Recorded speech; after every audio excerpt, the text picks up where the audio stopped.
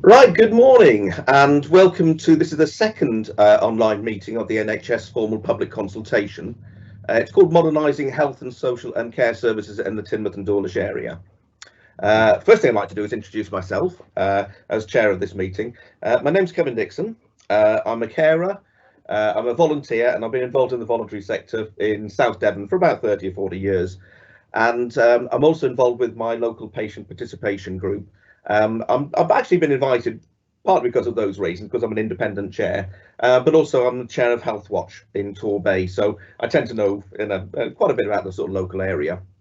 My particular role in this is really just to move the meetings on, act as an independent chair, and to ensure that your questions are actually presented to our panellists who you'll meet in a few moments. So I'm here in a very much an independent way.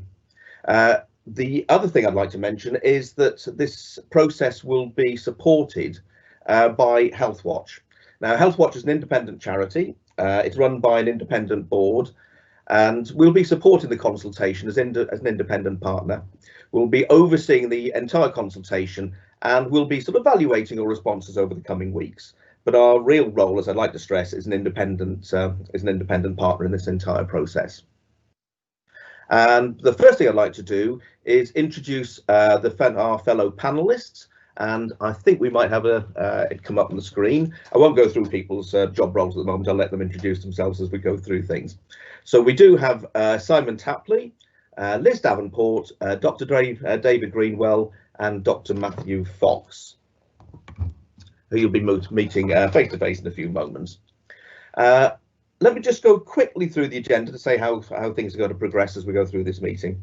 The first thing we're going to do is we'll be looking at a short video, and that will be focusing on the current model of care and health and wellbeing centre in Teignmouth.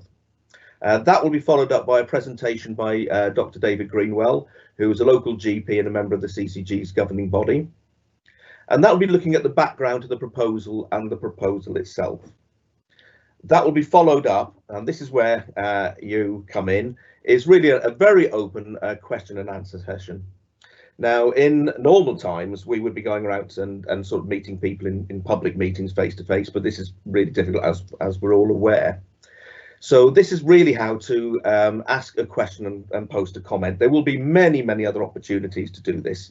But for this morning, what we'll be doing is everybody watching can ask questions or share their views by using the question and answer function in Microsoft Teams, which should be on your screen. So you should see an icon that shows a question mark in a speech bubble and another speech bubble behind that. So if you click on that icon, it will bring up a panel where you can type a question. Now, what we'd like you to do is to give us a little bit of background to yourself, nothing to identify yourself, obviously, but it'd be really nice to have a name. So it could be Jane from Dawlish or something like that, or just put in the first bit of your postcode. So I'm TQ12, so it'd be Kevin from TQ12 wants to ask something along those lines. The reason we're doing that is we want to make sure that the questions are coming in from all parts of our patch. So we're not just getting folks from, I don't know, Sheldon or Dawlish or somewhere else. So it gives us a very broad idea of who's actually out there, and if we miss areas, we can do something about that. So name and postcode if you possibly can, or it might just be a village, I don't know. When you've typed your question, tap or click the paper aeroplane symbol to send it to us. And then my independent Health Watch colleagues, so we've got staff and volunteers that are actually behind the scenes looking at those questions, and then sort of kind of moderating the posts. And what we'll try and do is publish as many of those as possible. You can then read the published comments and questions in the featured tab of the Q&A panel. And what we're really trying to do is trying to publish as many questions as we possibly can. And the reason we're sort of checking the post first is to make sure there's nothing offensive, or that there's nothing that can identify individual patients or staff members. So that's the reason we're actually sort of doing it this way. And starting from now, we can actually post questions and whenever you like. And I'll say I've already got one or two that have actually already come in, and we'll come to them as part of the Q&A session as part of the meeting. And just to say that today's meeting runs until 12 o'clock, so midday. So we've had an hour and a half, so that should be plenty of time. But as I said before, there will be other meetings, and please join us if you'd like to. And Finally, I'll just segue straight into a video which explains how the current model of care works and how a health and wellbeing centre could work to support that. So if I can ask for the video to be posted, and thank you very much. My name is Matthew Fox. I'm a GP in Dawlish. I've been a GP for 20 years. I live in Teignmouth and I've been supporting the patients at Teignmouth and Dawlish for 20 years. I spend 1 day a week working for Torbay Hospital as part of their intermediate care team. Every weekday morning, Monday to Friday, we sit down as a group of professionals. So that's a GP, one of the GPs from the local practices. That's our community health team. It involves our occupational therapists, our physios, our community nurses, district nurses, our mental health team as well, and our voluntary sector. Our team isn't just statutory NHS services. Having the voluntary sector embedded in the same room at the same time gives us the potential to really support our whole community. I'm the intermediate care and therapy lead here at Coastal. And we at the team here work towards ensuring that people in the community are kept safe and at home on a day-to-day basis. My role is very much to support the team in delivering that. So the value of having us all in one room at the same time is really helpful because it's beneficial to bring up not only the people that we discuss as part of intermediate care or in the community, is about the fact that you can bring anyone to the room, and because you've got a wealth of information there and you've got experts in all those different fields, all of us together are able to then figure out the best plan for that patient and on that day. I'm the Community Services Manager for the coastal locality, so that means I'm responsible for the health and the social care teams that work out in the community to support people in their own homes staying as independent as possible.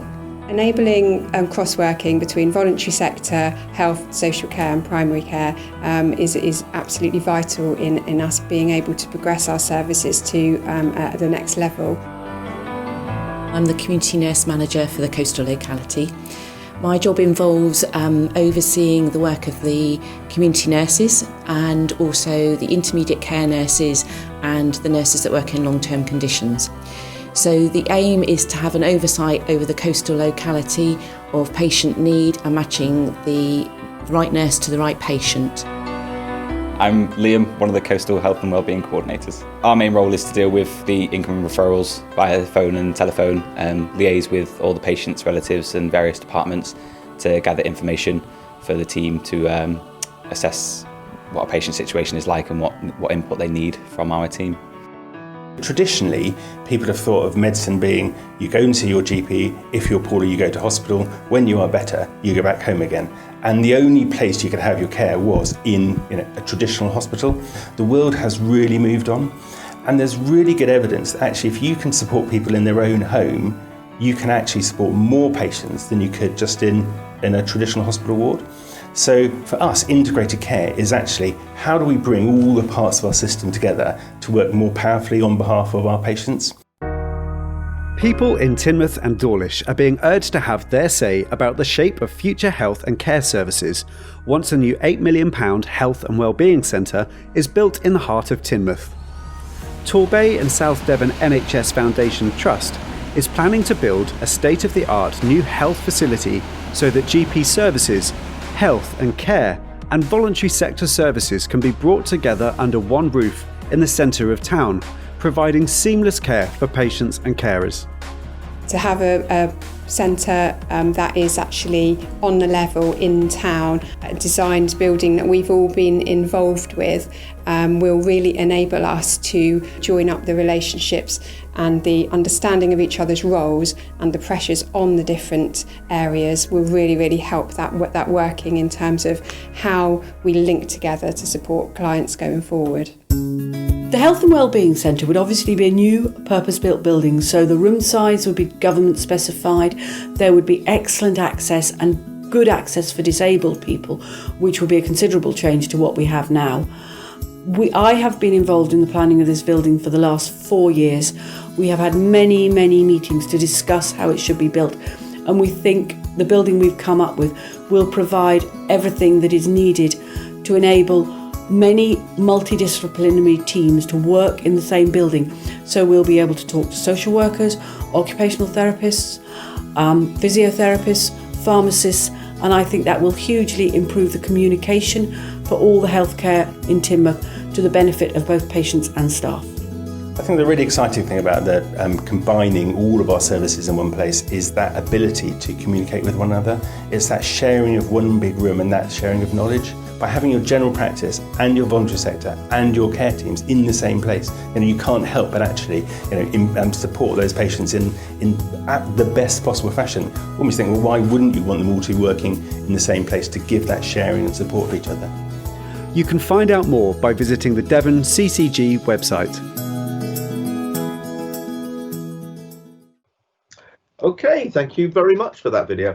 Our next presentation is by Dr. David Greenwell, who's a local GP and a member of the Clinical Commissioning Group's governing body. And this is really going to be looking at the background to the proposal and the proposal itself. So, David, could you introduce yourself?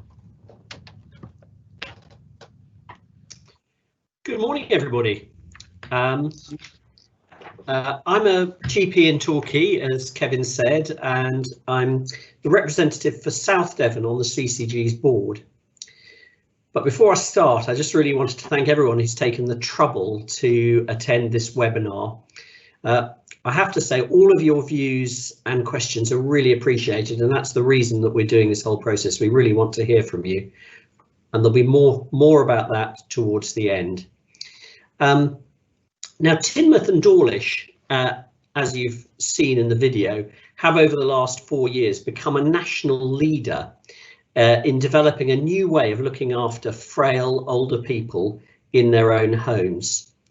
And the learning from your community is now being exported not only to the rest of Devon, but also many areas across the country, and there's some international interest coming in as well. So why do we need to make a change? Well, the first reason, and perhaps we could just have the next slide, is that because of this new way of working in Teignmouth and Dawlish, what we require as a healthcare community has changed. And before we go into that in detail, I'd really encourage you to look at some of the independent and academic reviews of this work that's been going on here in your own towns. So Plymouth University have been studying the changes, and they've been comparing them with the rest of Devon, as well as with previous years in Teignmouth and Dawlish. And some of their findings are on the screen for you to see, but particularly it's reduced admissions to hospital by about 6%. But the bed usage is showing an even bigger reduction because people are staying in hospital much shorter. Your community has the lowest rate of bed usage in Devon, and the GPs are the highest users of intermediate care in the CCG. Now that suggests that your clinicians have full confidence in the service. If they didn't believe it worked, they wouldn't use it. We need to remember here that long stays in hospital actually do harm to older people. If you're fit and healthy, if you're an athlete and you go into hospital, you can manage a long stay in hospital, it's fine. But if you're an older person and you're frail, you can measure a reduction in loss of muscle mass. You can measure a reduction in people's mental functioning whilst they're in hospital. And all these things make it harder to rehabilitate people back to their own homes. So shorter, really focused hospital stays are what we should be aiming for. Now, there's one other thing that the Plymouth University looked at, and that was something called patient activation measures. On average, these improved by about 24%. Now, what does that mean? Well, it means that people felt more in control of their own health. And that in turn helps people to gain confidence to be independent. And finally, and this is really important in terms of the effectiveness of the changes that they've made in Teignmouth, the number of people going into residential and care homes has dropped by 10%. So it's good evidence that the new system is effectively rehabilitating people back so that they can live independently and not have to go into long-term residential care. Finally, the new model of care and the proposals for change have been independently reviewed by a body called the Southwest Clinical Senate. Now, they have looked at all the plans for the changes that we propose to make. They are a body of independent senior health and social care clinicians, and they found our proposals to be sound, which is encouraging. So, second reason for change. Could we have the next slide, please? The hard-working GPs in your town, unfortunately, are currently practicing from deteriorating and in some cases inadequate buildings. Because of their age, it's impossible for them to be made fully accessible for disabled people. But the biggest challenge for general practice at the moment, as you've probably seen in the news, is that it's difficult to recruit, particularly away from major cities. Now, if we could provide the GPs in your town with excellent space and better facilities, it would be much easier to train GPs locally. And we think once they come down here and enjoy the wonderful quality of life that we have in South Devon, we think they're likely to stay long term. So a health and wellbeing centre in the centre of town is likely to provide just such facilities. And if those facilities are co-located with health and social care on a town centre level site, accessible by public transport, we think that we can really give us a great facility for the future. So, third reason for change. Perhaps we just have the next slide.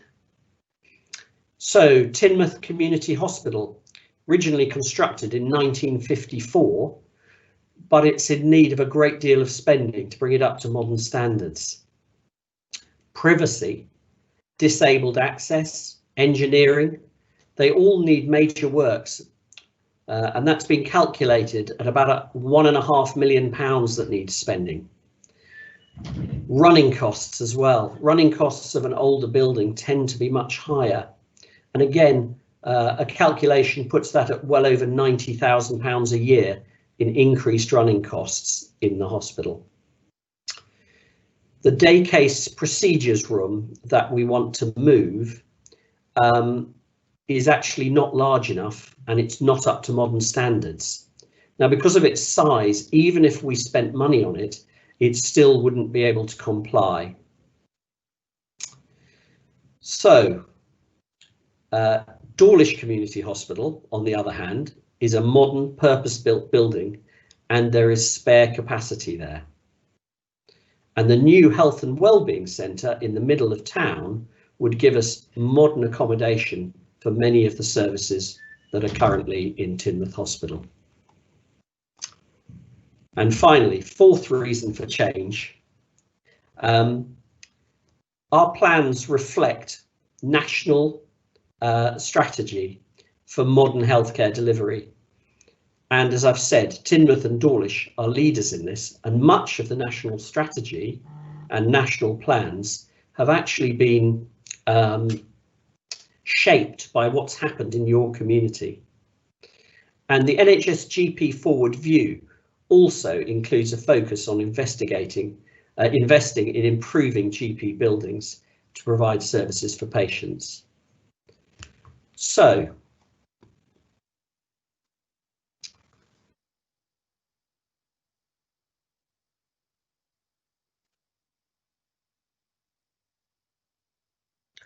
it sounds like we've lost your sound there, David, for a moment. Okay, are you back again now? That's better. Yeah, okay. You're back on. Sorry about that. There's always going to be one technical hitch, isn't there? So what I was saying was that local people have shaped our proposal from the beginning. And right back in 2013, we came out with a series of engagement events. And ever since, we have had regular engagement and consultation with the public. So we are not talking to you for the first time.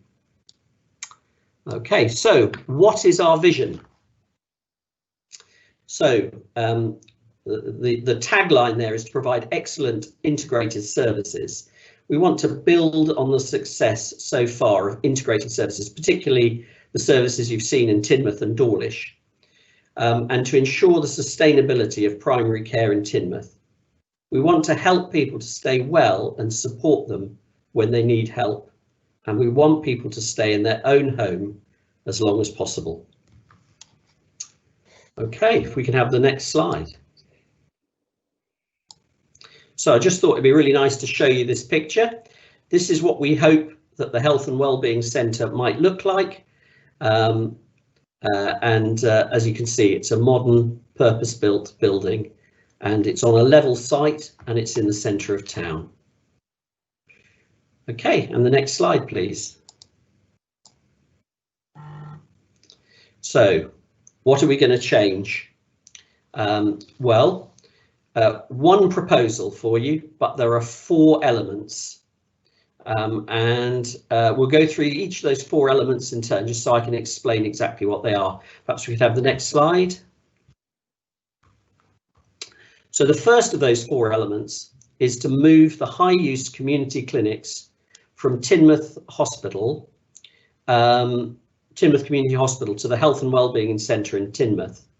So it's important to understand that that is the vast bulk of people who attend the hospital would be having their care moved from Teignmouth Community Hospital to the centre of town.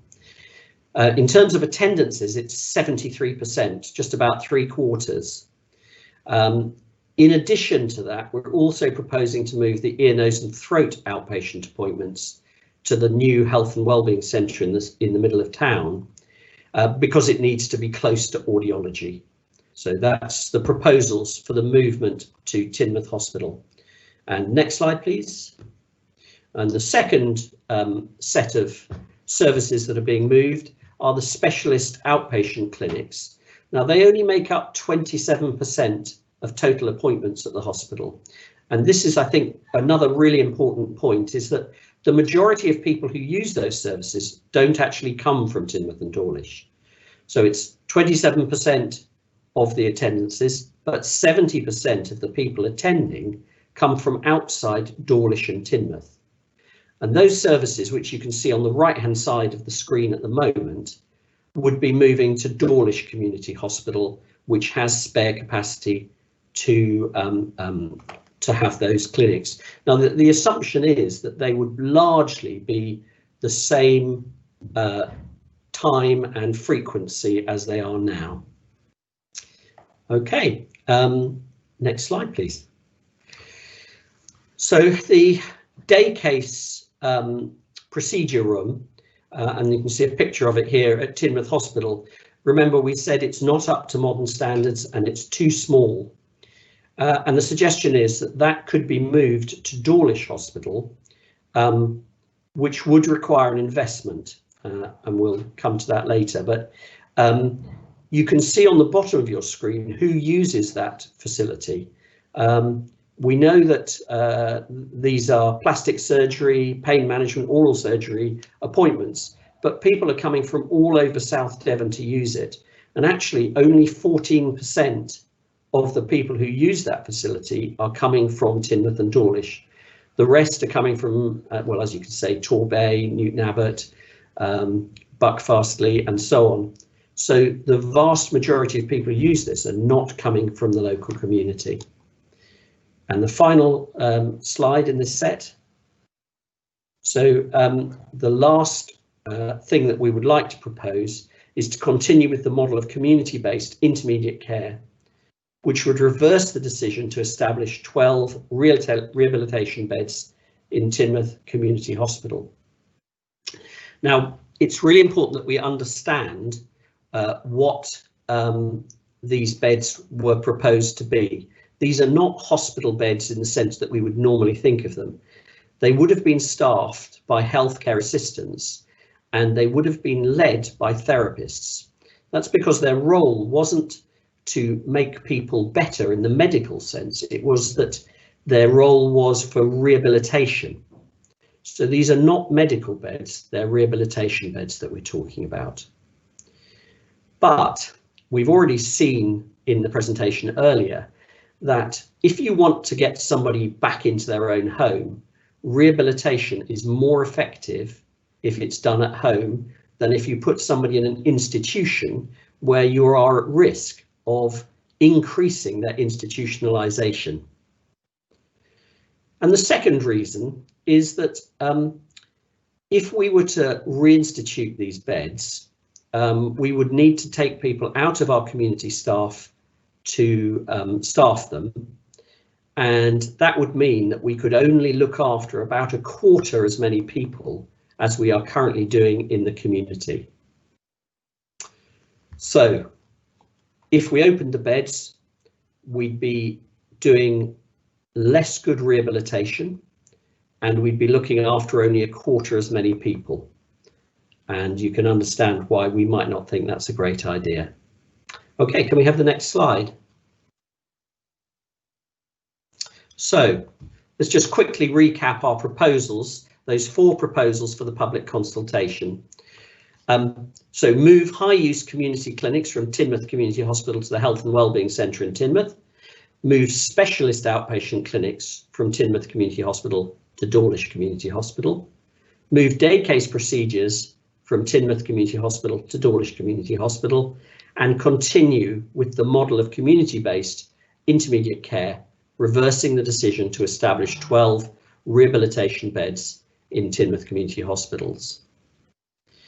Now, I'm quite certain when we come to questions, somebody is going to say to us, why are you closing beds at a time of COVID? Surely we should have all the beds possible to look after people who might have COVID during a surge. And I can assure you that we have looked into that very carefully. And we do have the use of the Nightingale Hospital in Exeter should we need it, and that's part of our surge plan. And the other community hospitals can be used as well if needed. Unfortunately, because of its age and the type of beds that we've got, Teignmouth Community Hospital would not be suitable for people either with COVID or recovering from COVID. So the Health and Wellbeing Centre, by the way, in Dawlish Community Hospital would be so suitable for patients with COVID. Sorry, both the Health and Wellbeing Centre in Teignmouth and Dawlish Community Hospital would both be suitable for patients with COVID. And one of the things that we might get questions about later is GP plans, and I can assure you that the design of the Health and Wellbeing Centre has taken that into account. So can we move on to the next slide? One thing I've omitted to say, and I need to include before we move on, is just to say that if all our plans did go through, and that decision obviously has not been made, but if they did go through, that would leave Teignmouth Hospital with no services left in it. And as such, it is likely that it would be sold, and the money that was raised by the sale of the hospital would be reinvested in local services. So that's pretty much all I wanted to say, but I wanted to talk a little bit right at the end about our consultation. Now on the screen, you can see a number of ways that you can get involved. If you live in Teignmouth and Dawlish, you should have received the full consultation document, and within that there is a way, a tear-off slip to respond, and we'd love to see some of those. But on the screen are lots of other ways in which you can respond as well. So I'd really encourage you to do that. This is not just a paper exercise. We really do want to hear what you think. We want to know how this is going to affect you and what your opinion is. Okay, is there one more slide now? So the only other thing then I just wanted to say is that I think Kevin is going to tell you later on how you can tell us how the consultation is going and what your opinion, not what you want to tell us about the changes, but what you would like, what you'd like to say about the process of the consultation. We'd like to hear about that as well. And with that, I'm going to hand you back to Kevin. Thank you very much, David. Dr. Greenwell. Yeah, very interesting. Well, we're now going to move on to the question and answer session. What we're really trying to do is to address every single topic you've got. I've seen a number of questions that have actually come in already, so we're going to give people an idea to respond on those. So where questions repeat a previous one, or more than one is received on the same subject, we've got some moderators behind the scenes who are all independent. They come from Health Watch, so they're staff and volunteers. So what they will be doing is they'll be sort of compressing some of those questions if there's a bit of repetition. So there'll be one answer maybe used in response to several separate questions. If it's not possible, this might happen. If it's not possible to address a topic during the meeting, then we will let you know. There might be something coming on, I don't know, statistics or something that we might not be able to answer. So the CCG will post the response in the frequently asked questions section on the website after the meeting. And there's an address that we posted already, but we'll post at the end. But we'll make sure that we try and respond to everything that comes in. And well, let's move on to answering your questions. And there's a number that have already come in. So I'd like to introduce the panel and let them introduce themselves. So could we have the panel on the screen, please? Hi, good morning, everybody. My name's Simon Tapley. I'm the Accountable Officer for NHS Devon Clinical Commissioning Group. Okay, Simon. Good morning, everyone. My name's Liz Davenport and I'm the Chief Executive of Torbay and South Devon Foundation Trust. Welcome. Hello, everyone. And I guess, yes, welcome everyone to this meeting. My name is Matthew Fox. I'm a GP from Dawlish and I've been a GP there for the last 20 years. I work 3 days a week as a full-time GP and I had 1 day for Torbay Hospital and 1 day for the CCG. Okay, David. Yes, hi, you've already met me. I'm David Greenwell. Okay, thank you very much. Well, we've got a number of questions that are coming in, and what I'll probably do is as the questions come up, I might direct them to individual members of the panel, but any members of the panel, just do come in if you want to sort of, add any sort of particular comments. Now, what I did say at the beginning was if you can give us a name, maybe just a first name, and possibly a postcode, just so we know that we've got that sort of general spread across the patch. Now, the first comment that we've actually had come in is anonymous. However, as you'll see from the question, it's very specific, and we actually know where this resident comes from. So the question is, as a resident living immediately opposite the proposed development, it is clear to me that my home will be plunged into darkness if the development provides no consideration to the 2-storey residential properties opposite. Will you be planning on stepping back the upper floors or top floor to allow natural daylight to our dwellings? Okay, Liz, would that be something for you? Thank you very much, Kevin. So first of all, thank you for your question, and it is something that we're very aware of and need to be sensitive of. We're working really closely with the planning department, in fact have some workshops planned to make sure that we're all aligned, because we recognise that this building needs to be fit for purpose, but also needs to fit in with the local community and not have a negative impact on local residents. I am informed that the plan currently is that the upper floors will be set back to address the light issues that you've picked up. But I would also say our intention is to continue to work with people in the local community to make sure that we're designing something appropriately. And as is usual in these circumstances, once the planning application is submitted, there is a formal opportunity as well for local people to comment and feedback their views ahead of it going to planning for permission. So hopefully that gives you some reassurance that we're listening to the views of local people and making sure that we take that into account. But thank you for your question.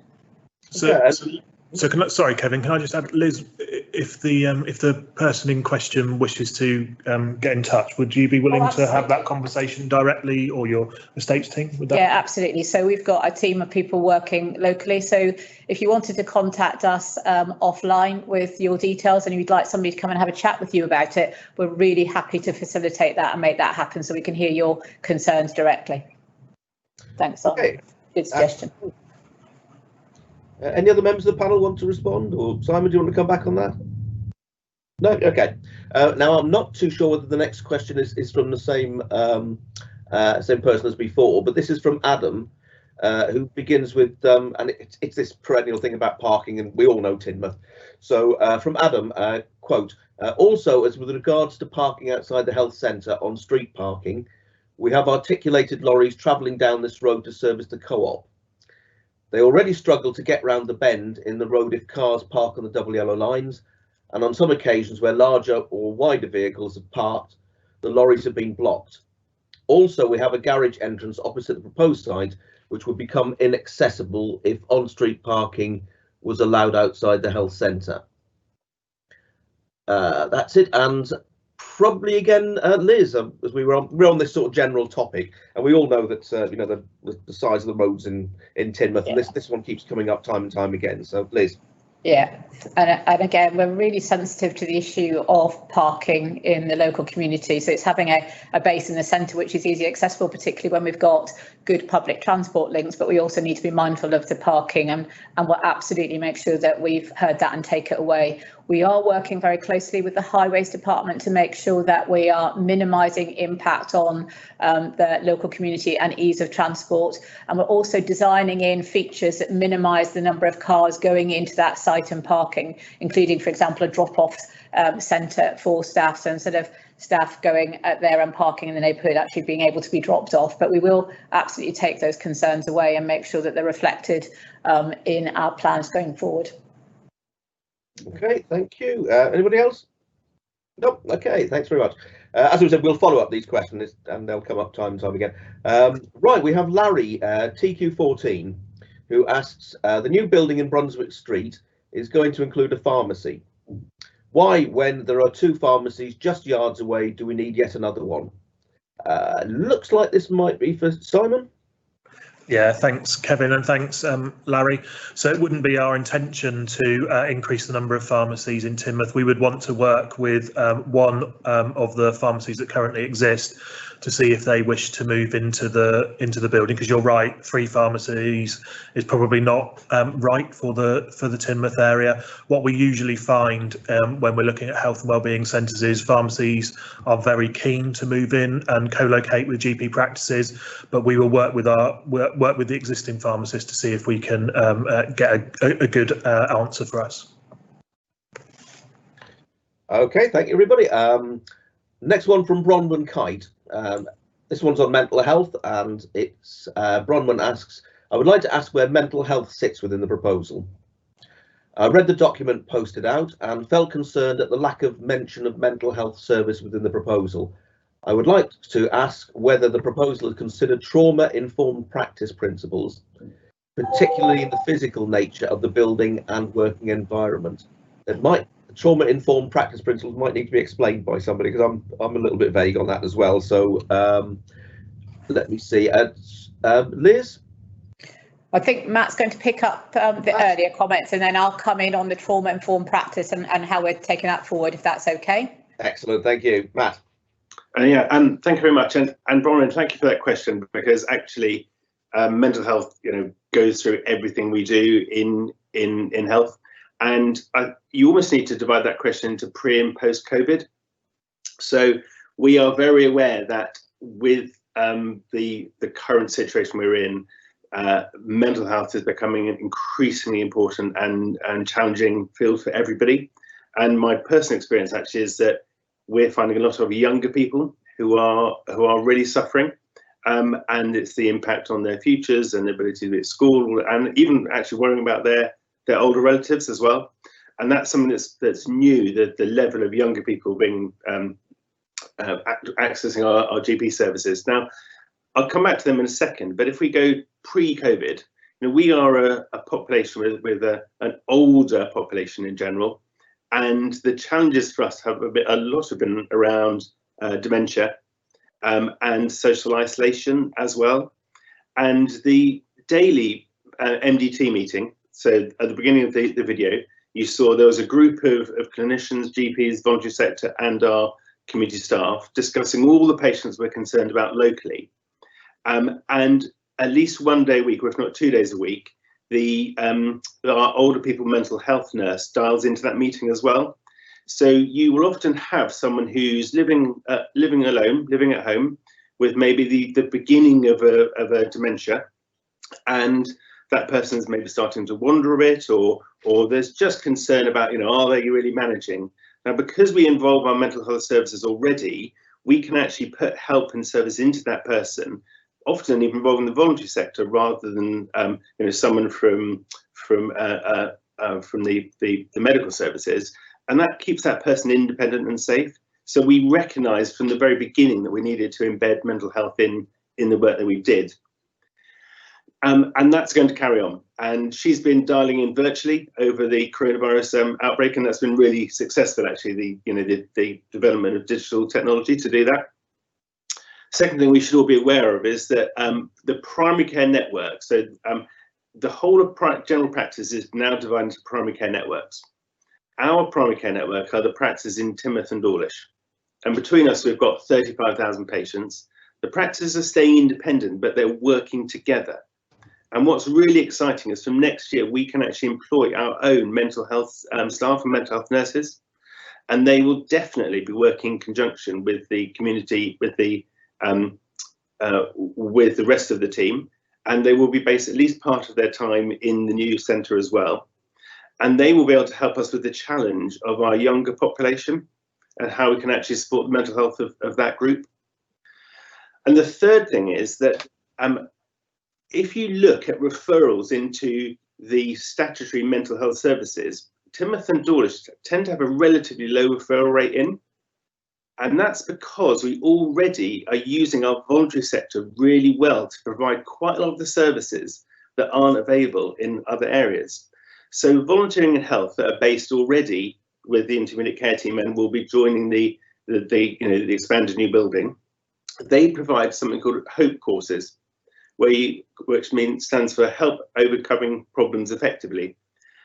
And you can refer a patient who has isolation, anxiety, all sorts of different things into this really structured approach. And I've had a personal experience of patients I've seen who've been really suffering, going through this system, coming out a totally different person, confident, relaxed, and the impact on their life has been enormous. And David mentioned earlier on patient activation measures, and that's really an example of activation. So if you are someone who is isolated, anxious, low-level depression, and you actually use your local voluntary service to support that patient, you can make a real difference to the quality of their life. So I agree with what you say, Bronwyn, that it's not explicitly stated, but it's actually fully embedded in what we're doing.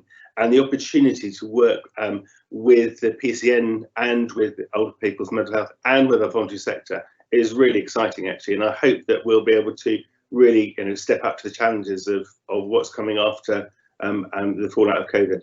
So thank you for that question. And I think Liz is going to take the second bit about the more specific areas.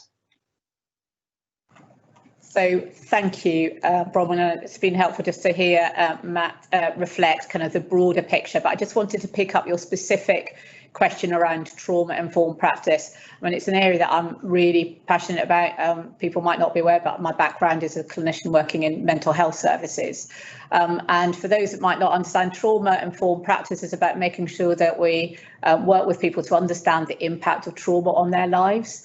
And in order to be effective in doing that, it's important that we work with them in a very positive way, but also create the right environment for people to work. So that's about creating an environment where people feel emotionally, psychologically and physically safe. So in taking forward this work, we need to be very mindful of how we design some of our facilities so we can create the right environment for people to work positively with people who've experienced trauma in their lives. But it's a really good point, and one we will take away. So thank you, Bronwyn.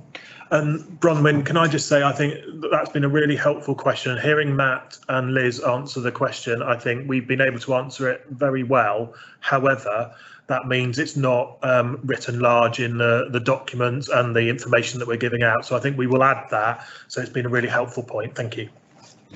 Right, thank you very much. I just wanted to follow up on Matt and say thanks very much for mentioning volunteering in health. And there's all those other remarkable voluntary sector groups like King's Care that are working across our patch. So thanks for that one, Matt. Right, next question, and this is again quite topical. Why is the Health and Wellbeing Centre being built in a part of the town which will become increasingly threatened by floods due to the impact of climate change? Now, that's a non, but I think that covers the whole of South Devon, I guess. And probably Liz again. Thank you. And again, it's something that's really in all of our minds, isn't it? The impact of climate change on our environment. It is something that we are very sighted on. We've done some detailed assessment looking at what's the best opportunity to deliver this health and wellbeing centre, and this site has been identified as the best option to deliver what we're aiming to deliver. But as part of our planning, we are taking account of all best practice advice around minimising the impact of flooding, and we feel confident that we can progress on that basis. I'm not an expert in the detail, but again, if people want to take that offline in terms of getting some feedback around how we're approaching that for the local community, I'm very happy to do so. Okay, thank you very much.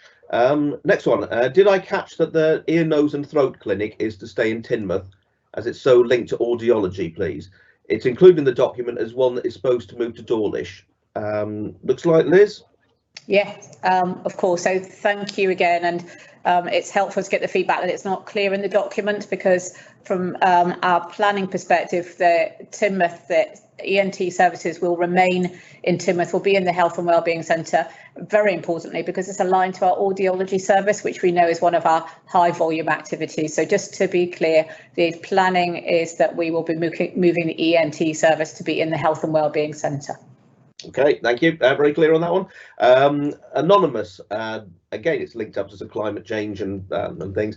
So I would like to ask whether provision is being made for people to securely leave their cycles at or near to the centre. Currently, there are a few places that leave cycles securely in the town centre, and cycling will become increasingly common for a range of reasons, e.g. environmental benefits, social prescribing, health exercise benefits, new cycle routes along Dawlish, Teignmouth, Bishopsgate and Newton Abbot. This is of particular importance for those of us who have e-bikes to cope with those Devon hills, which are expensive items to replace if stolen. Liz? So I'm losing you a bit, Kevin. Would it be sensible if I come in on that one? Is that okay? Yeah, please do. Yeah. So from what a fabulous suggestion, and certainly it's something that we're looking at across the health and care sector, is how do we support our staff to be healthy and well, and also to minimise the impact on our environment. So absolutely, point well made, and we'll take that back and make sure that we have paid appropriate focus on that. But yeah, great suggestion. Thank you. I think that was from Peter in Teignmouth, and I think it's such a good suggestion that Liz and I will have that discussion about how we could roll that out to some of our other sites as well. Yeah, it's a good idea. Thank you. And I know that the NHS is committed to sort of carbon reduction, so yeah, so it's a really nice one. Thank you for that. Yeah, and I think there's also opportunities, isn't there, for staff to secure bicycles through a scheme. So not only is it a good idea, but I think there is a way in which we can make that really accessible to our staff. So thank you. Good one. Right, next one is probably for Matt, I would have thought, because of the sort of Dawlish links. Right, so it's anonymous, but it's Dawlish Hospital, specialist outpatients clinics moving to Dawlish. Transport to the town is good, but patients will have a long walk, slightly uphill. So I know the hospital, I know the area. So Matt, did you want to respond to that one? Yeah, thank you. That's actually quite an interesting one, because a few years ago, when we first looked at how we could support services in Teignmouth Dawlish, I actually did an experiment. So I took the bus and I got off the bus at the bottom of Mill Lane in Teignmouth and had to cross the road, walk up Mill Lane up to the hospital, and then I took the bus again and into Dawlish, and stopped to look at the top of it's Marine Parade, and walked that way instead to see the difference between the two. And actually, so the bus, and then I went and spoke to the drivers of the shopper buses as well, to ask about which routes they used and how they supported the population. So I got myself a bit of a flavour of actually what it really would feel like to have to use public transport to go to the hospitals. And we live in a very hilly area. If you get off the bus, you can walk along the flat to Dawlish Hospital. If you get off in the town, you have to walk up the hill or take the shopper bus. So it's not without its difficulties, but it is actually relatively, a much more accessible site than Teignmouth Hospital is. So in lots of ways, if you are actually attending an appointment, it's easier to attend in Dawlish than Teignmouth, just from actually trying it out. The second thing is there is a large car park next to Dawlish Hospital. Now, some of that car park is down the hill, but there is quite a lot of parking at the top by the surgery. And what we've actually found is with coronavirus and the change in how we're working, we've reduced our face-to-face appointments to about 20%. So, and this is a bit of a dividend that sort of links with the cycling stuff earlier on, that the reduction in journeys into the surgery has actually changed that car park as well. And it's easier to get a slot in the car park now.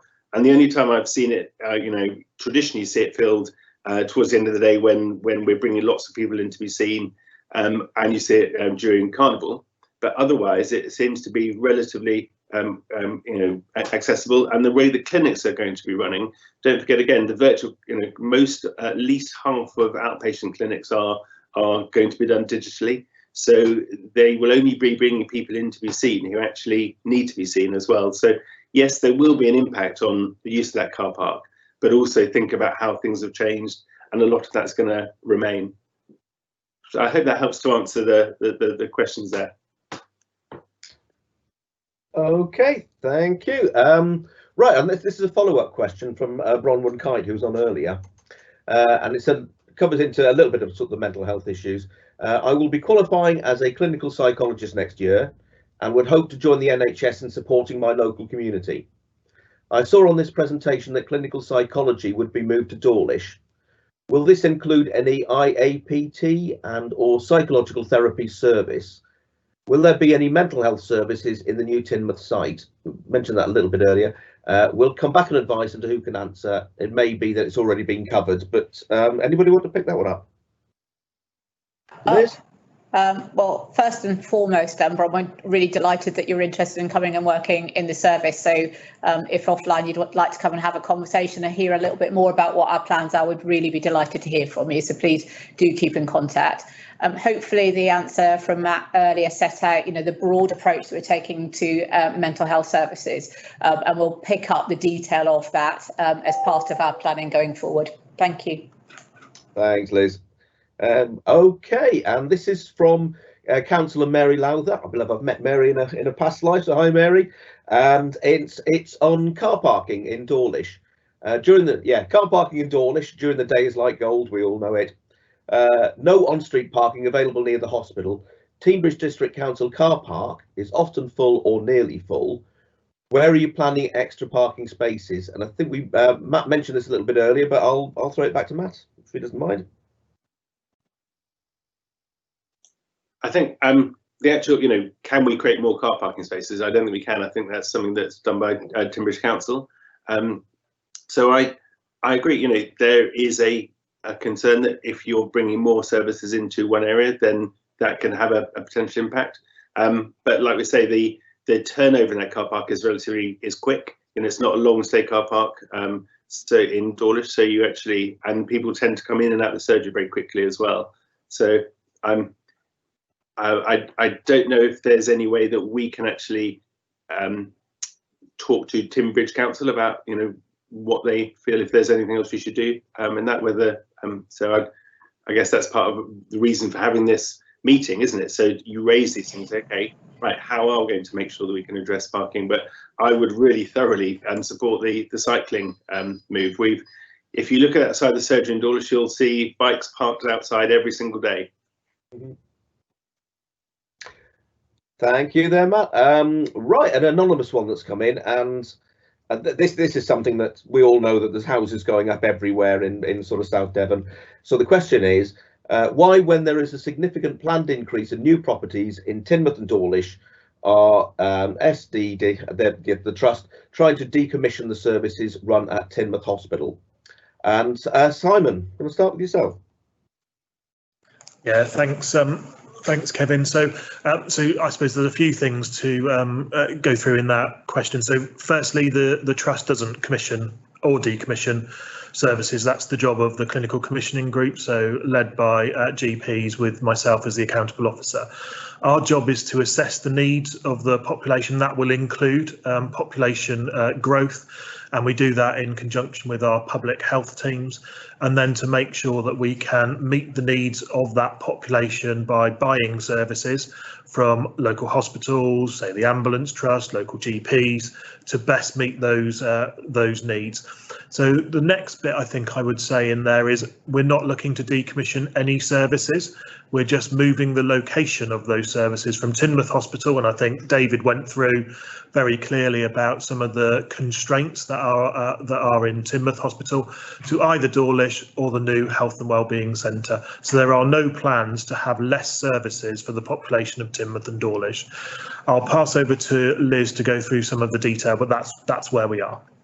So I hear that's a concern for people when we are moving where services have been delivered, but I just want to add to what Simon's saying. The intention is that we are moving services to environments which are fit for purpose and enable us to provide services close to people's homes. So actually, about 73% of the clinics that are currently provided and services provided at Teignmouth Hospital will be located in Teignmouth in the new Health and Wellbeing Centre, where we've got the flexibility to adapt to that depending on the needs of our local population.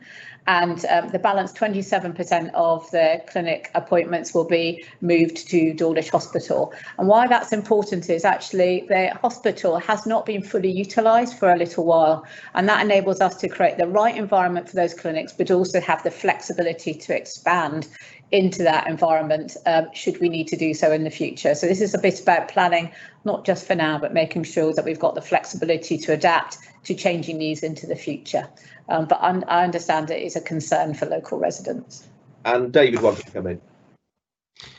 I just wanted to raise this issue that it's not just about an increasing population in South Devon. I think the question is quite right. There is going to be increasing demand. There are going to be more older people, and we know that from the demographics. And that's precisely why we need this new model of care, which, as we saw in the slides, will treat 4 times as many people as the beds would have done, the rehabilitation beds in the hospital. So the question is quite right. We do need more services, and that's precisely what the plan is to do, to increase the services 4-fold.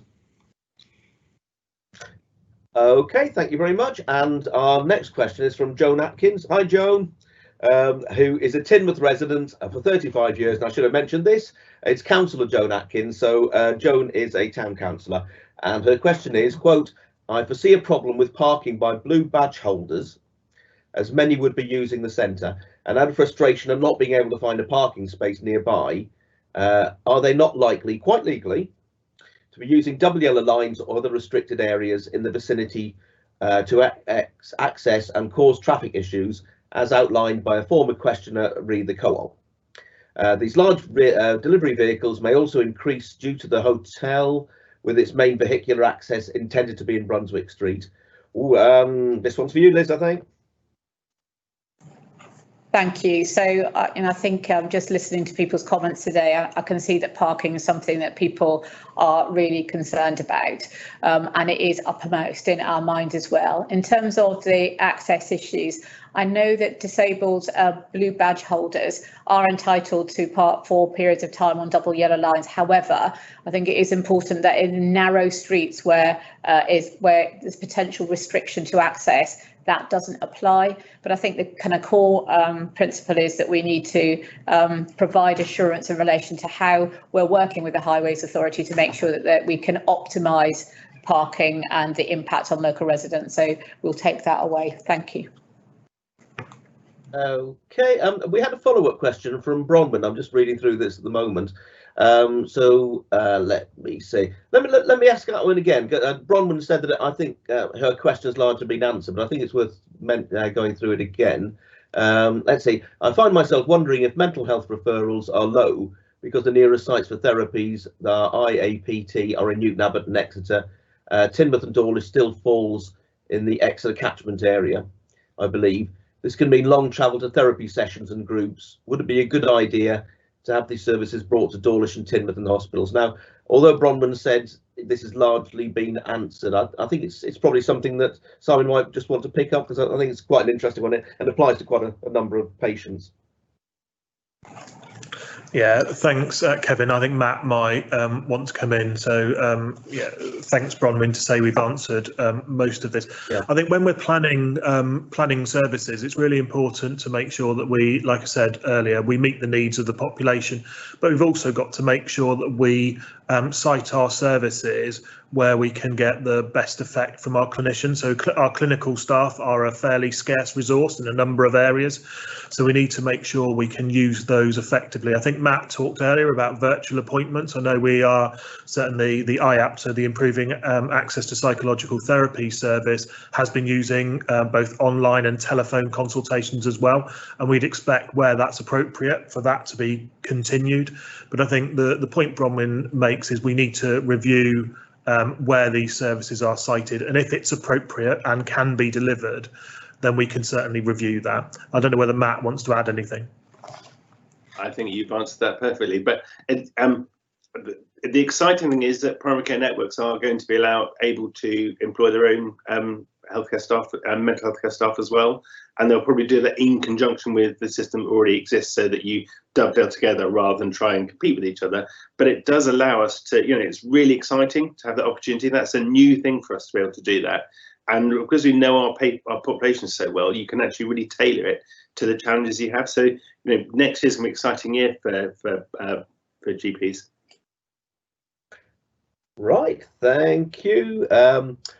Next one, it's anonymous, but it begins, Dr. Fox talks about wanting to keep people in their own homes for as long as possible, which is stating the obvious, but where are all the healthcare visitors, nurses, paramedics, doctors, etc. coming from, as existing provision is visibly stretched now, and surely these health carers will need to have regular get-togethers at a facility that can service their needs. How many more carers, and that's paid carers we're talking about rather than family carers, are being recruited to meet future needs with people living longer, but ultimately needing labour-intensive care for diseases like dementia? Liz, this one for you to start with, and then we'll just open it up to the panel. I'll go first, Kevin, and give Liz a bit of a break. She's answered most of the questions, hasn't she? So I'm very grateful to be the workforce senior responsible officer for the STP, so for the whole of Devon.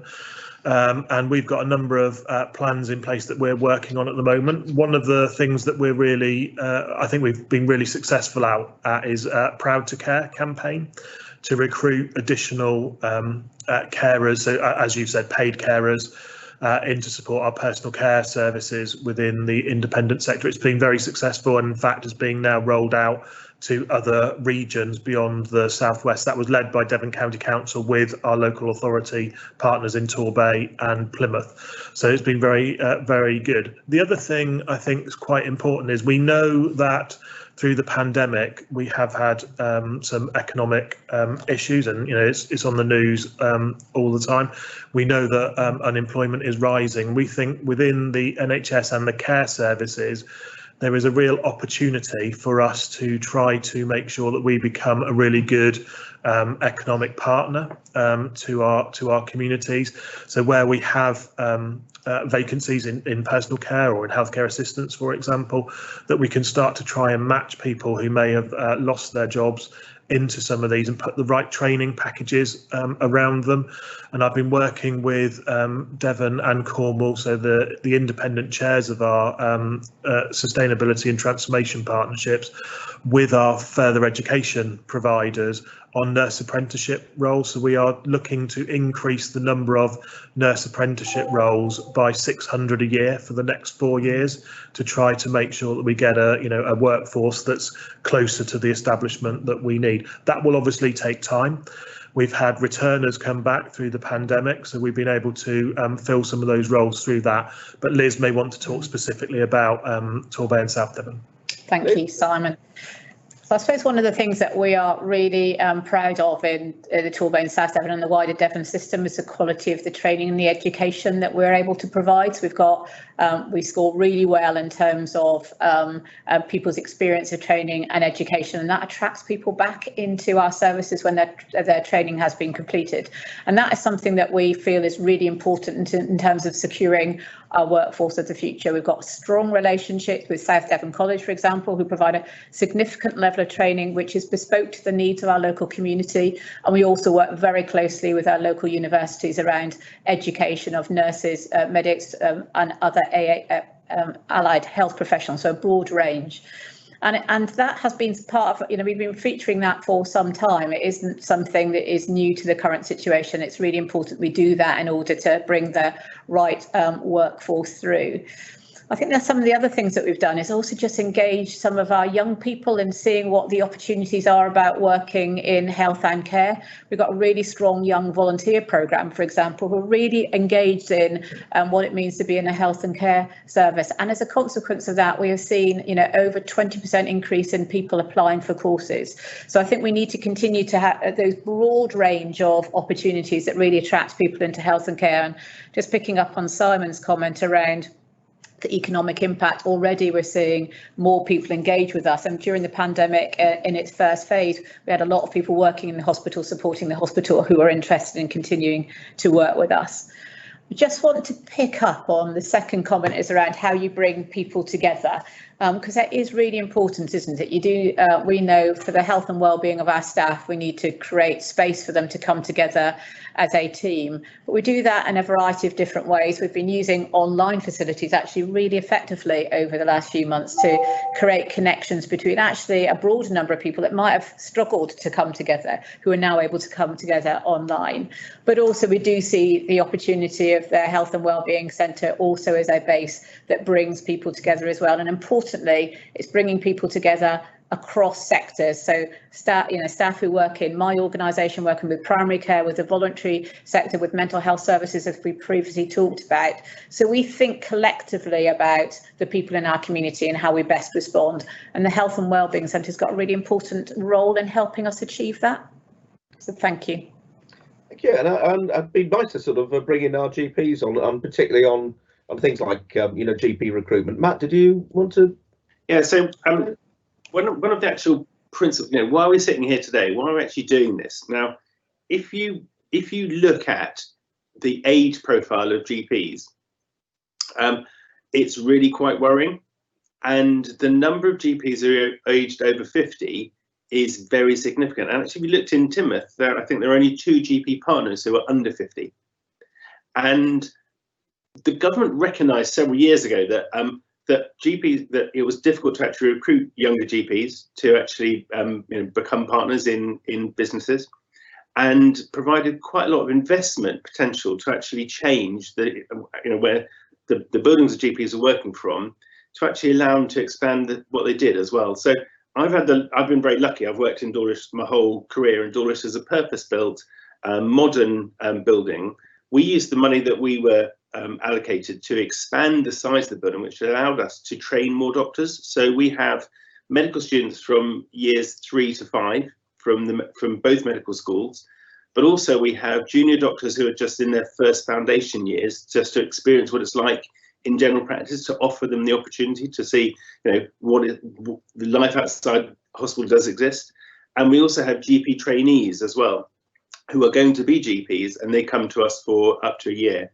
And what we found is actually our last 3 partners have all come through those schemes, and it's been able to expand our business and our building enough to have modern services available for the patients, but also to allow us to train enough junior doctors as well.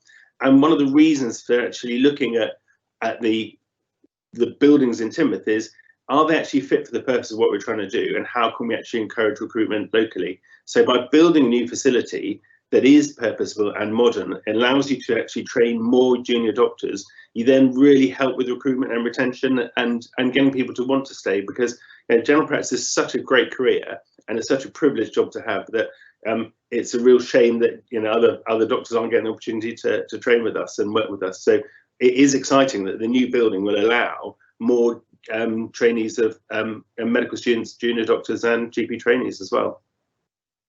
Thank you very much. David, did you want to make any comment on that, or should we move on? Just to say that I think the question is very perceptive, and one of the reasons for making changes to our health and care system are firstly the change in the demographics, the number of elderly people, but also the difficulty of recruiting traditional healthcare roles. And all I would say is that I absolutely agree with the questioner, but I think our proposals are actually a big part of the answer to that question. Right, thank you. Next one is from Councillor Lowther. Oh, hi, Mary. Sale of Teignmouth Hospital. It was stated that the sale money will be invested in local services. Does this mean exclusively health and welfare services? Liz. Thank you very much for the question. I know that's something that's been on the mind of local people. So the outcome of this consultation will determine how services are, where they're going to be based going forward. In the event that we progress with the recommendations that have come to the consultation today, then the services currently in the hospital will be moved to the new Health and Wellbeing Centre and to Dawlish Hospital, which would mean the hospital the current building would be empty. And if that is the outcome of this process, then we as a trust would seek to sell that building and to use that money to reinvest in buildings and infrastructure for the future of health and care services going forward. So absolutely reinvesting that money into new infrastructure, which is fit for purpose for the future. Excellent, thank you. Peter again. So following on from my question on cycling, this one is about parking. When I have to use a car to come into Teignmouth, it can be really difficult to find a place to park in the holiday months. Hope we all know it. So could you work with the council to look at a scheme to give some form of preference to locals for short-term parking when attending the centre? Possibly Matt's using his public transport experience. So yesterday morning, preparation for this as well, I cycled into town, left my bike at the proposed Brunswick site, and then walked to the Point car park and to the Quay car park as well, just to get an idea. It's 5 minutes to the Point, and it's about a minute and a half to get to the Quay. And there is quite a lot of on-street parking as well, but it is challenging. And having the surges in the centre of town already with very limited parking, this is something that's been this is a long-term thing, isn't it? And I agree, actually, how we work with the council, and that's something that came from the previous question, wasn't it? Is can we actually work with Timbridge Council to say, right, what do we do to encourage, first of all, healthier alternatives, secondly, digital, and thirdly, if people are going to come in, how do we try and support them? So that adds to the previous one of us needing to link with Timbridge to see if we can actually facilitate that, I think. Right, and just another quick one. PS. Liz, you go for it. Yes. Sorry to cut across you there. Apologies. I just want to reiterate. We've got a really good relationship with the council and a really good open conversations, and we will absolutely feed in the comments that we've heard today into our conversations. Yeah, and I think parking is going to come up time and time again, isn't it? I'll just finish off with Peter's PS. So ditto for motorcycle parking. I use these as well. So okay, didn't want to miss. Okay, noted. Thank you. Right. Anonymous. Let's see. End of life care is currently predominantly left to privately run care homes, many of which fail to meet required standards when inspected by the CQC.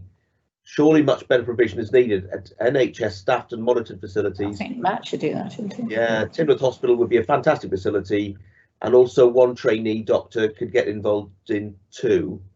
Matt, do you want to come in, and possibly other panel members in a moment? Yeah, again, so end of life care was something we looked at previously as well when we looked at how we combine the services of the two towns. And I guess the first thing is where do people actually want to have their end of life care? And almost always it's, people say, I want to be close to home with and near my family. And we should always try and facilitate that as much as possible.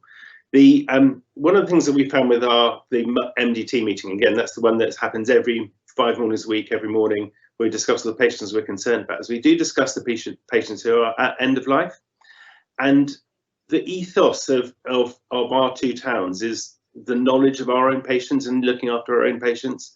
Now, in some other areas, the team that look after end of life cases, so the Rowcroft team, for example, are very separate from the community team. It's seen as their case and our case, but for us, it's seen actually these are our people. So the MDT already knows and discusses their patients who are at end of life. And the community nurses, community matrons, and the district nurses link very well with the Rowcroft team. It's seen as, you know, we already have that culture of this is our person, we will manage them and support them where they want to be. So end of life care in Teignmouth and Dawlish is actually much more integrated and working together than other areas of the county. And the other thing we also do is we use the beds in Dawlish Hospital quite often for end of life care as well.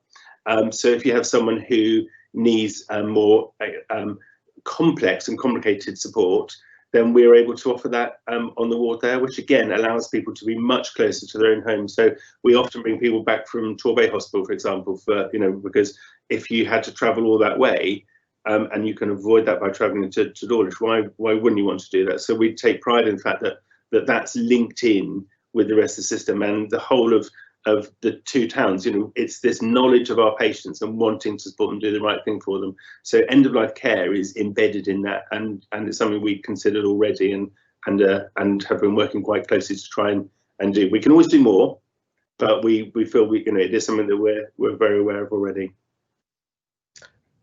Okay, anybody else want to come in? Kevin, can I add something? So obviously we've done a number of these consultations and listening events over the last couple of years, and a couple of times I've told the story about my mother-in-law who passed away.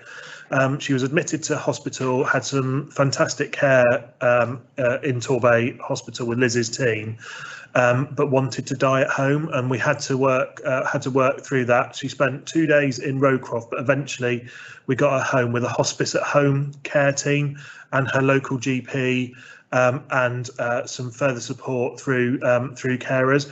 And it was fantastic to be able to have her in her own environment with her family around, but knowing that she had the team that would make sure that she wasn't in any more pain than she had to be.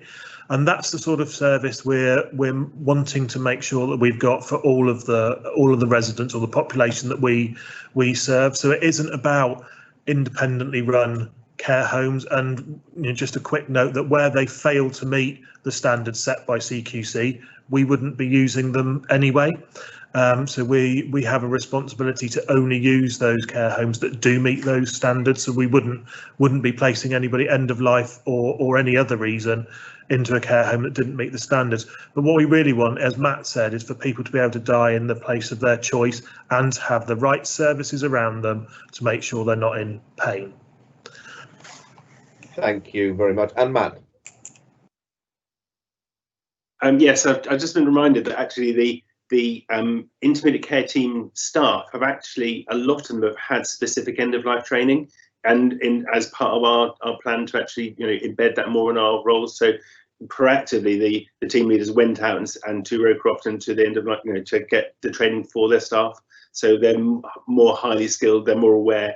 It allows them to think about, you know, what does this patient need, and you think in a very different way from just I'm a clinician. So and the final thing is the volunteering and health also have end of life care workers who work across both the hospital and the community, and they are brilliant because they can the voluntary sector can provide a different support from what doctors and nurses provide, and often patients and families really need and benefit from that input. Yeah, thank you, Matt, for that. Well, this looks like we're coming up to the last question, and it's a really nice one because it sort of highlights the kind of work that the League of Friends are doing in Teignmouth, and I'd like to say, you know, all the League of Friends across our entire patch have so it's a bit of a personal tribute to them. Right, this final one, it looks like, is from Joan Atkins, who, as I mentioned before, is obviously a local Teignmouth resident and a town councillor. So Councillor Atkins asks, Teignmouth Hospital's League of Friends has raised huge amounts of money over time to support the hospital's work, particularly in physiotherapy, I believe. If the move to a new health centre takes place, is there a standard spec for equipment provided for a physio unit that would be used? And if equipment above and beyond that has been provided via the League of Friends, would that actually be relocated, replicated in the new accommodation, please? And Liz. Can I take that? Yes, Shall I take that one? Thank you very much. Well, I'll have to start by echoing your tribute to the League of Friends, who have been and continue to be a significant partner to us and have made such a difference in terms of their fundraising for health and care in Teignmouth. So a huge thank you to them. I want to offer people some assurance that the equipment that is there will be absolutely transferred to the new facility and will continue to be used there, and also will support us in our work to help people at home and support people in rehabilitating in their home environment as well. So absolutely that investment will continue to be used to serve the people of the local community. I'm also aware of the sensitivity around some memorial stones which are held in the hospital, and absolutely those will transfer as well.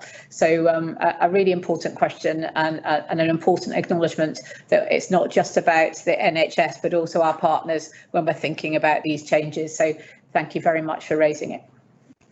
Okay, that's terrific. Oh, one last one, I promise, because we need to finish at 12. This is Peter from Teignmouth. Who would like to make another suggestion. Let's see, my background is in digital innovation and I'm helping the Alice Cross Centre, another terrific voluntary sector organisation out there, and I know them well. We've had a range of ideas for helping patients to become more comfortable with using technology to support, for example, social prescribing, which we're really committed into, which is virtual buddy support, peer patient support, and potentially for virtual consultations. Would you be interested in having a conversation about this? So, Matt, and then Liz, I guess. Yeah. So, I sure would say the same thing. There are a couple of things here, really. The adoption of digital in the last 6 months has just been incredible.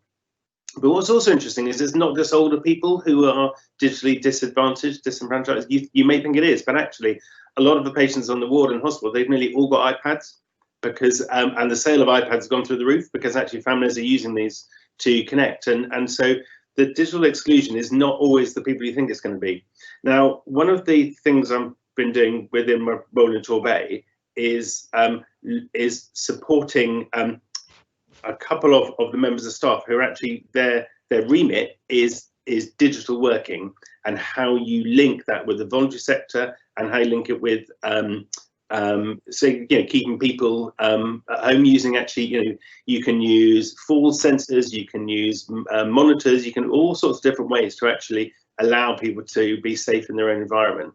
And a key part of that is how you avoid digital exclusion too. So from my point of view, I'd be really happy to have a discussion with Peter and the Alice Cross, because the more we understand what users are experiencing, what their needs are, the more we can actually tailor what we do. And in the CCG, there's also a lot of work being done by John McCormack, who's our IT lead, on digital exclusion and how you reduce that as well. Because if we are going to go to this new world, we do need to make sure that we include everyone in it. So I'm personally very happy to have the links with Alice Cross to do this. That'd be really helpful for us. Right, that might be it. And Liz, shall I follow up on that? Just I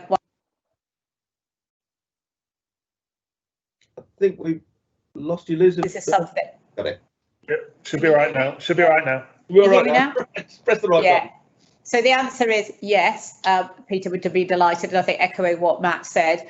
I think I've seen firsthand the real difference that it makes to people. And I'll kind of pick up a personal story. My dad's has had a very serious fall at home, not lives in this part of the world, and digital technology has made the real difference to his confidence, and also my mum's confidence in enabling them to live an independent life. So absolutely want to look at opportunities and would really welcome the conversation. So thank you for your offer. That's terrific, and it's just again to say that that volunteers and the voluntary sector, people are coming up with these new ideas all the time, these new suggestions, and I think that the whole COVID thing has really accelerated, the kind of provision and the ways that we're actually delivering health and social care. And it's a bit of a tribute to the statutory sector that that we're actually starting to co-design and sort of co-deliver health and social care across South Devon. So I'd like to thank you very much on that. And that's probably almost it. And we're coming up, we've got 5 minutes to go. So I just wanted to close. That was I think that was our last question. And say we've pretty much reached the end of today's meeting. I wanted to thank everybody who's actually joined us today. So that's residents. Hi, Kevin. I think we've lost you. Have you? Right. Can anybody hear me? Have I gone? Can now. Thanks, Kevin. Right. Yeah. I don't know what happened there. Right. So that's almost at the end of the meeting. So I'd just like to say thank you very much. That's to clinicians, to our panel members, not forgetting all the folks behind the scenes. So I know I put a tremendous amount of work into this, and the technology worked. Well, 99.9% of the technology worked. So thank you very much for that. I hope you found this the session particularly interesting. What we'd like to do is know what you think of the meeting format and how you actually accessed it. Did it work for you? So we're actually sharing a link to a short survey in the chat box. So if you could actually look at that one and fill that one in, that would be great. And so it'll all be on the consultation meeting pages of the CCG website. We haven't done that, this format much before. We've had lots of sort of public meetings which work, and sometimes they don't work. So please do share your views. This isn't the last time we'll be engaging. There are lots of ways of engaging. So as we said before, read the consultation document, which has been sent to 16,000 households, and it's in front of you there. We've got thousands more that have gone out to South Devon and Torbay. I've been spending a lot of my time mailing out to people who have been requesting those documents. Fill in the survey online and the consultation document, and invite us to your community meetings, online meetings, and we present our proposal and sort of gather feedback, and we'll join any meetings to share your views and ask questions. From my Health Watch colleagues, if they've got any problems about filling in any of these or feeding back in any way, you may have a disability or whatever, or not have English as your first language, do come back to us, do ask, and my colleagues will be helping you out on that one. And we'll request a telephone call if you don't have access to the internet, because as Matt said, we're very, very aware that not everybody has got computers. And we've got in front of you, you've got that www, which I won't go through, and you've got the phone number and you've got the engagement there, really. And I think that's pretty much all we can do. And I think it's just personally my thanks for everybody, for residents who've sort of contacted us, elected members that have contacted us.